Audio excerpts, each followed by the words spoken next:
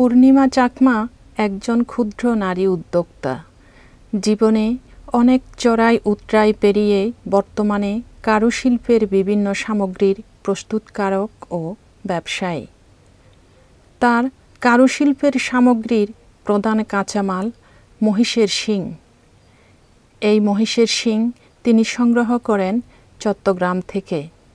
এ শিং কেটে নানান আকারে নানান ডিজাইনের গয়না তৈরি করেন।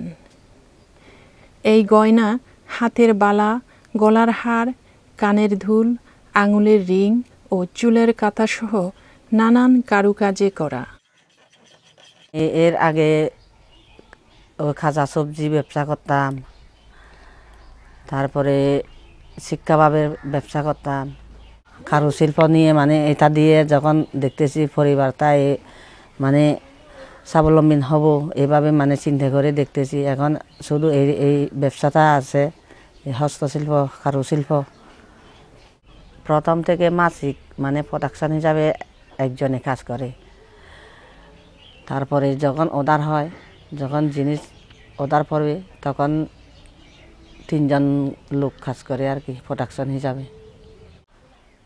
আমার কাঁচামাল যেগুলো প্রয়োজন কারুশিল্পর, ওইগুলো চট্টগ্রাম থেকে সংগ্রহ করে নিয়ে আসি।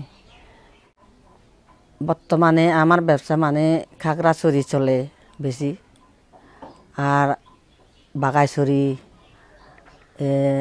বান্দরবান, রাঙামাটির মধ্যে তো আছে।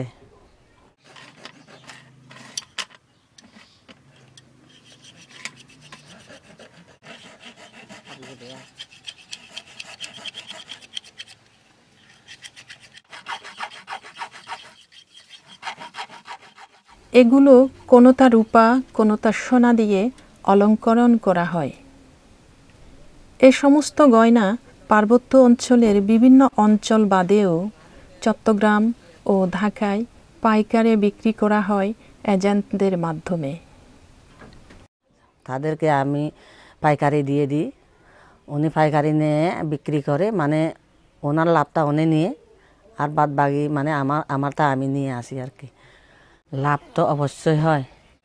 যে কাজটা করি ওই বাইরে যেটা কাজ করতে হয়, ওই টাকাগুলো যদি বাইরে দিতে না হয়, মেশিনটা যদি আমার হতো, আরও বেশি লাভ হতো। পূর্ণিমা চাকমা এ ব্যবসা শুরু করেন 2002 সালে খুবই ছোট্ট আকারে।